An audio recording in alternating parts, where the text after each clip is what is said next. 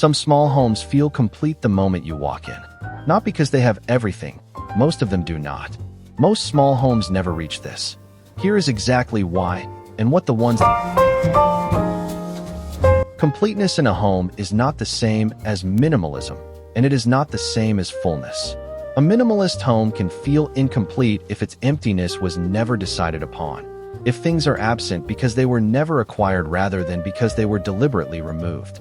A full home can feel complete if every object in it is there for a reason that the person who put it there could articulate. The distinction is resolution. A complete home has answered every question its spaces were asking, about what each room is for, about whose life it is designed around, about what the space communicates to the person inside it at the end of the day. An incomplete home leaves some of those questions open, and open questions register as a kind of low-level discomfort that is felt before it is named. This is why completeness is so difficult to achieve through addition. Buying more objects does not close open questions. It sometimes adds new ones. Completeness comes from decisions made and followed through, not from objects accumulated and arranged.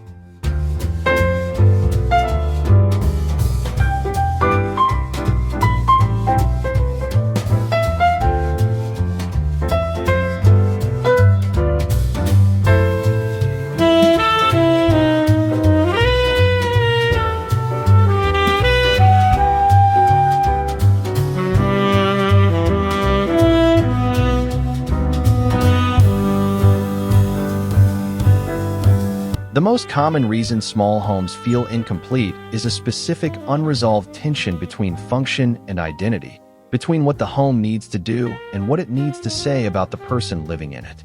Most small home design addresses function adequately. Storage is solved. Seating is provided. Light is considered. What remains unaddressed is the second half of the question. Whose home is this, specifically, and what does it communicate about that person that no other home would communicate in quite the same way? A home that has solved only its functional requirements feels like a solved problem rather than a lived-in place. It is correct without being specific, adequate without being personal, and the absence of specificity registers in the person living there and in anyone who visits, as something missing that no amount of additional functional solving will ever supply. Resolving this tension does not require a dramatic gesture. It requires one decision, made somewhere visible in the home, that reveals something genuine about the person who lives there, an object chosen for a reason that has nothing to do with how it looks in the space. Art hung because it creates a feeling that the person needed rather than because it coordinates. A color on the wall that was genuinely wanted rather than safely approved.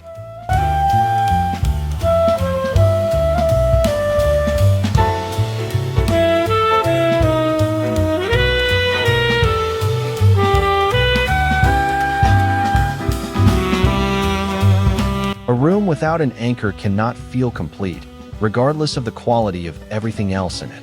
The anchor is the single element that every other element in the room exists in relationship to, the piece that tells the room what it is organized around and gives the eye a clear place to begin its reading of the space. Without an anchor, a room's elements exist in parallel rather than in hierarchy. Each object is equally important, which means no object is important enough to resolve the room's visual question. The eye moves through the space without finding a destination, and that aimless movement registers as incompleteness even when every individual object is well chosen. The anchor can be almost anything: a sofa of sufficient scale, one piece of art significant enough that the room is organized around it, a rug that defines the living zone with enough clarity that the room knows where it begins and ends. What it cannot be is unclear. A room with two equally weighted potential anchors is a room with none, and two potential anchors competing for the same visual authority produce a tension that the room can never internally resolve.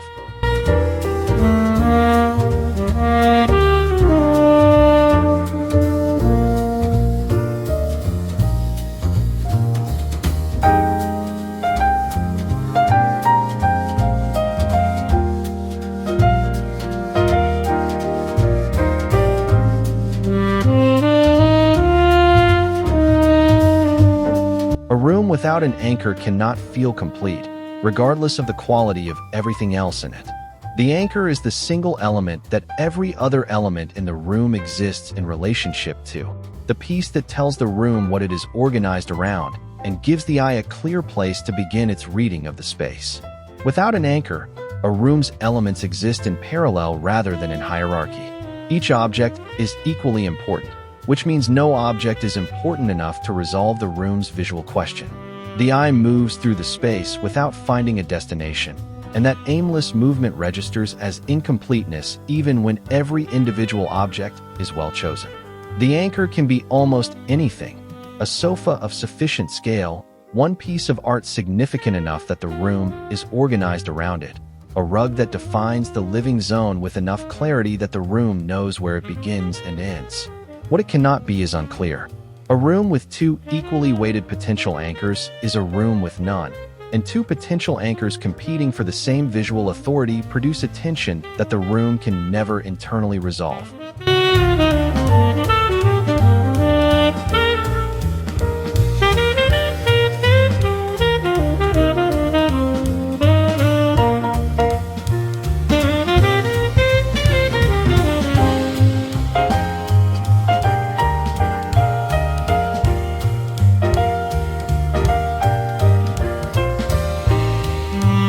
A home in which every room shares the same aesthetic register, the same level of density, the same palette, the same relationship between object and empty space, can be beautifully consistent and still feel incomplete.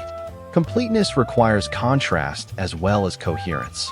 At least one room that is deliberately different from every other, providing the variation that makes the home feel like a full range of experience rather than one sustained note.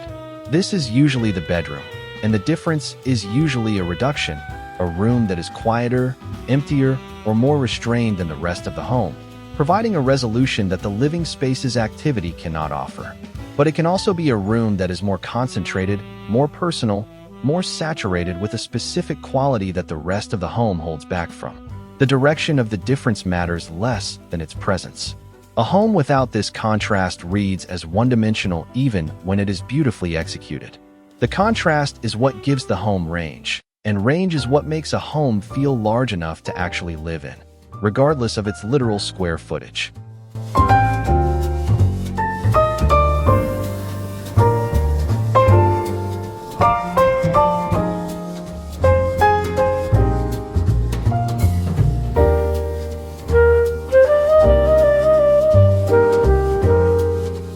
Every home that feels genuinely complete has been taken 2% further than most homes are taken, through a layer of finishing decisions so small that they are invisible individually and collectively decisive. The alignment of objects on a surface, the height at which art was hung after the first attempt and then adjusted, the lamp repositioned twice before it was left where it now sits, the object removed after living with the room for a week and deciding it was not quite right. This finishing layer cannot be applied on the day the room is furnished, because it requires time in the space to identify what the room needs that it is not yet getting. It is the result of returning to the room after it has been lived in and asking, not what is wrong with it, but what is it still asking for? What question is still open that one small adjustment might close? Most people stop before this layer because the room is already good enough, and good enough stops feeling like a problem. But the difference between good enough and complete is almost always located here, in the last 2% that required returning to something already considered and taking it one decision further.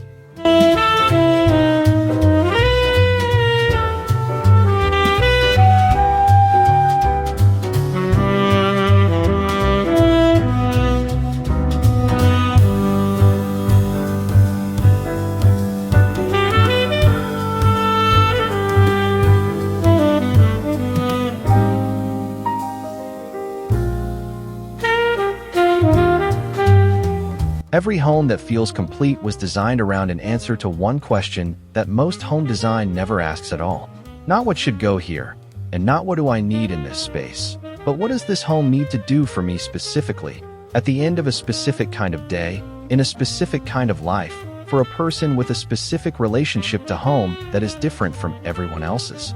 The answer to that question is different for everyone, which is why complete homes always look different from each other and why no single aesthetic or style or formula produces completeness reliably. A home that feels complete to one person because it is calm and empty will feel incomplete to another person whose specific relationship to home requires density and warmth and the presence of objects that carry meaning. Neither is wrong. Both are answers to the same question. The homes that never feel complete are almost always the ones where the question was never asked, where the design process began with what homes are supposed to look like rather than what this specific home needs to feel like for this specific person. Completeness is not a design achievement. It is the residue of having answered that question honestly, all the way through, without stopping at good enough.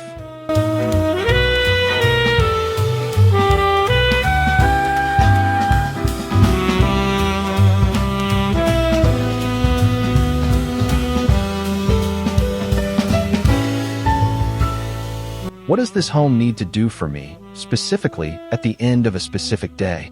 Answer that honestly. Take it 2% further than good enough. The home will tell you when it is done. Subscribe for more interior design videos.